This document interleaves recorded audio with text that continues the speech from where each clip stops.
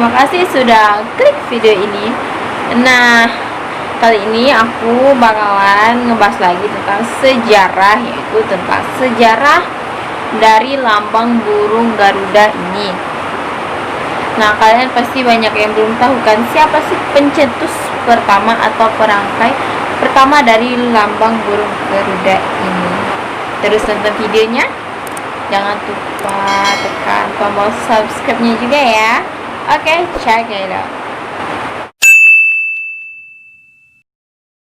Presiden Indonesia kala itu yaitu Insinyur Soekarno mengadakan sebuah syimbara untuk memutuskan lambang negara Indonesia. Nah, muncullah sebuah rangkaian dari menteri yang bernama Sultan Hamid II yang berasal dari Kesultanan Pontianak. Ia merancangkan sebuah bentuk lambang burung Garuda. Namun pada saat itu lambang burung Garuda ini tidaklah seperti yang kita lihat sekarang, teman-teman. Saat Insinyur Soekarno merasa tertarik dengan rancangan Sultan Hamid II ini, yang menurutnya lambang burung Garuda ini adalah jati diri bangsa Indonesia. Kemudian pada tanggal 15 Februari 1950, lambang burung Garuda ini yang masih banyak perbaikan diperkenalkanlah pada masyarakat bangsa Indonesia. Dan barulah pada tanggal 20 Maret 1950 hasil akhir gambar burung Garuda ini disetujui oleh Presiden Insinyur Soekarno. Nah, rancangan yang disetujui ini adalah rancangan hasil akhir burung Garuda yang kita lihat seperti sekarang, teman-teman. Nah, pada sebelum disahkan atau disetujui, lambang burung Garuda ini tidaklah yang seperti sekarang yang sudah lengkap atau komplit gitu. Nah, setiap pada tanggal 1 Juli diperingatilah sebagai hari lahirnya Pancasila. Kan burung Garuda ini itu artinya dari 5 sila yang kita tahu sekarang ya.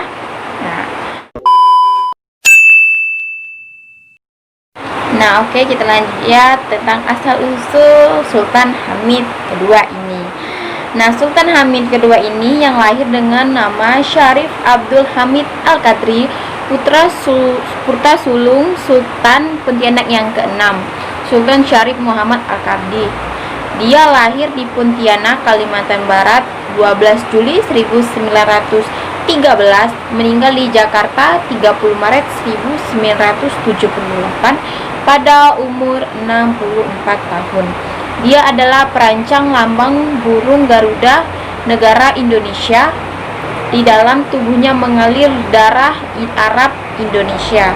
Dia mempunyai seorang istri kelahiran Belanda di Surabaya yang memberikan 2 anaknya yang sekarang yang tinggal di Belanda. Nah, Sultan Hamid II ini ialah Sultan Pontianak yang ke-7 yang memiliki jasa besar bagi bangsa Indonesia. Namun juga karena perannya besar dalam sejarah tersebut seolah namanya dilupakan. Nah guys, itulah singkat tentang Sultan Hamid II ini.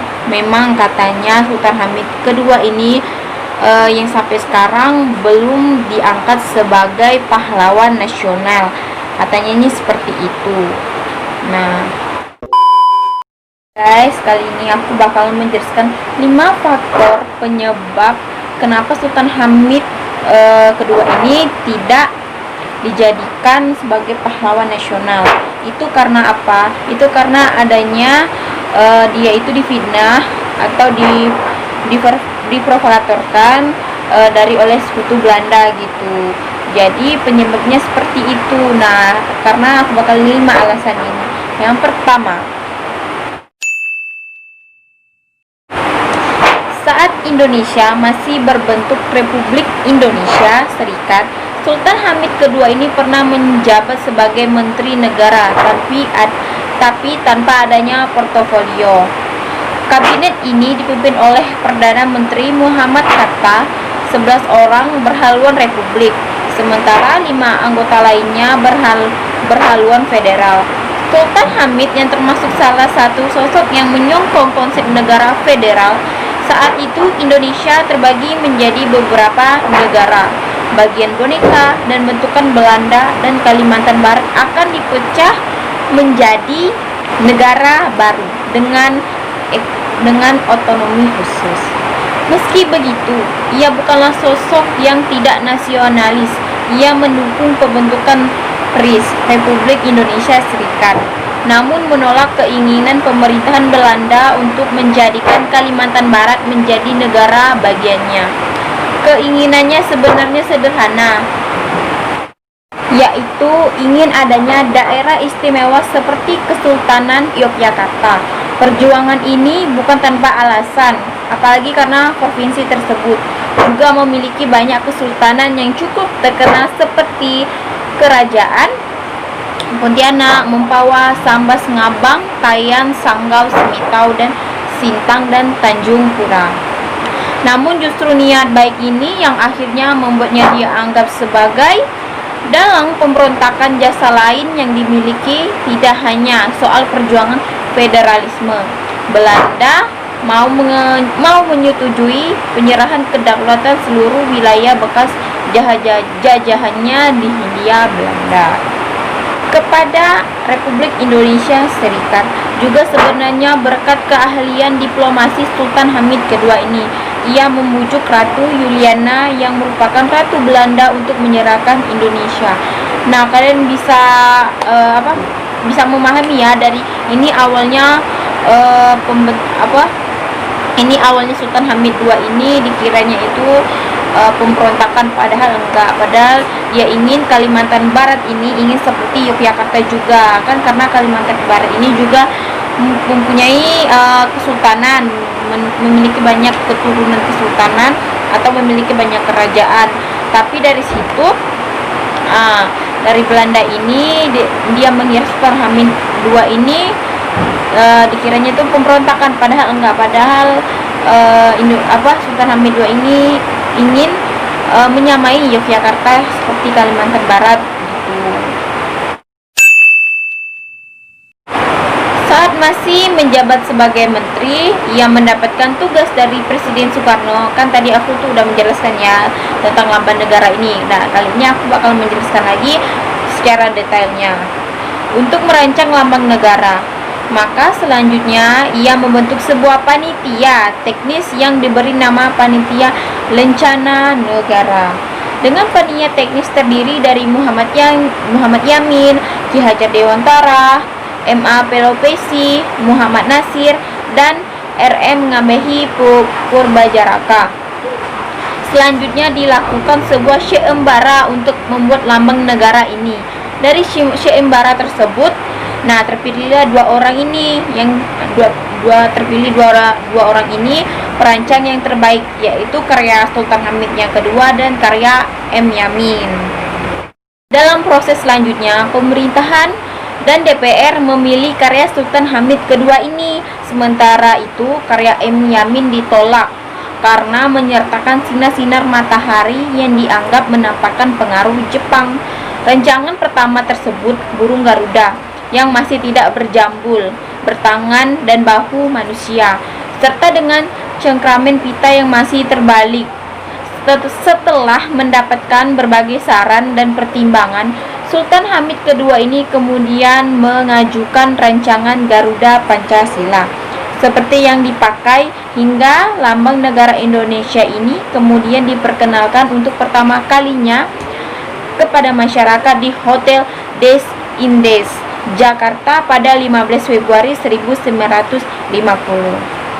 Nah, itulah sejarahnya awal mula lambang burung Garuda ini dibuat gitu.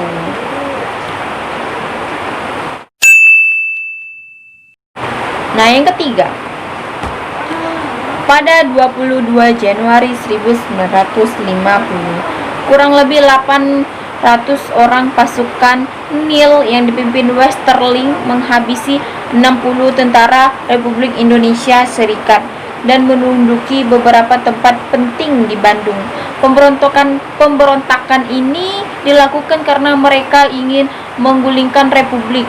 Mereka akhirnya berhasil diusir dari Bandung oleh pasukan Republik Indonesia Serikat.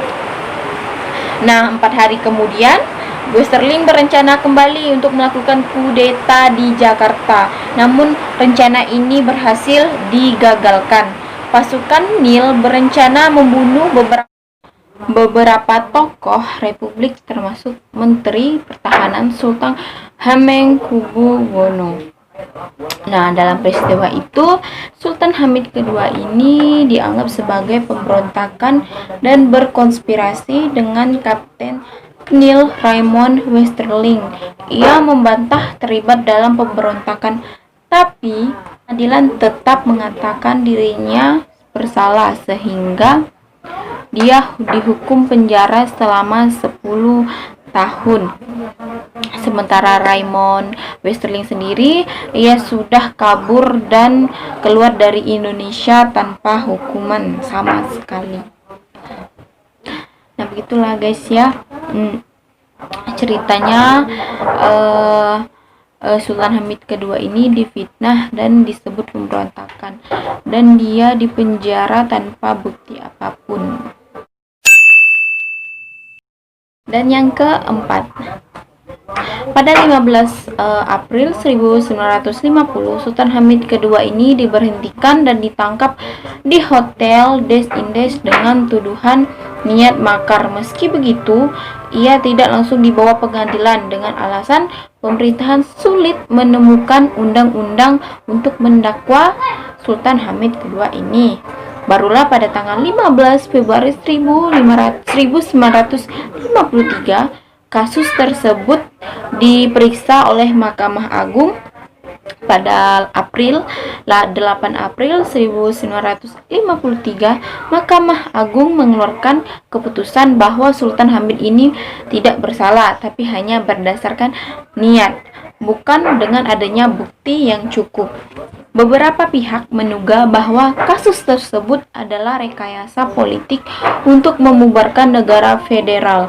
Maka Sultan Hamid yang merupakan tokoh federal yang perlu disingkirkan. Hasil penelitian yang dilakukan Ansari Bimayati, ketua Yayasan Sultan Hamid II ini, menyebutkan bahwa pemberontakan tersebut tidak dimotori oleh Sultan Hamid. Ia berpendapat bahwa peradilan saat itu tidak dapat membuktikan dugaan keterlibatan Sultan Hamid ini. Namun ia didakwa yang memberikan tentang kasus tersebut.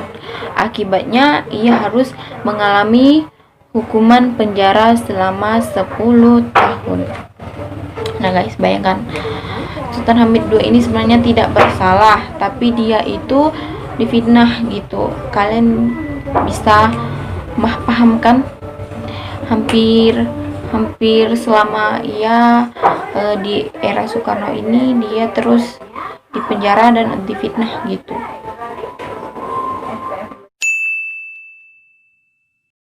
Tahun 1958, Sultan Hamid akhirnya dibebaskan dan tidak lagi terlibat dalam politik. Namun baru 4 tahun dibebaskan, kembali ditangkap dan ditahan di rumah tahanan militer Madiun pada Maret 1962. Penangkapannya dilakukan di atas tuduhan melakukan kegiatan makar dan membentuk organisasi ilegal yang bisa disebut VOC.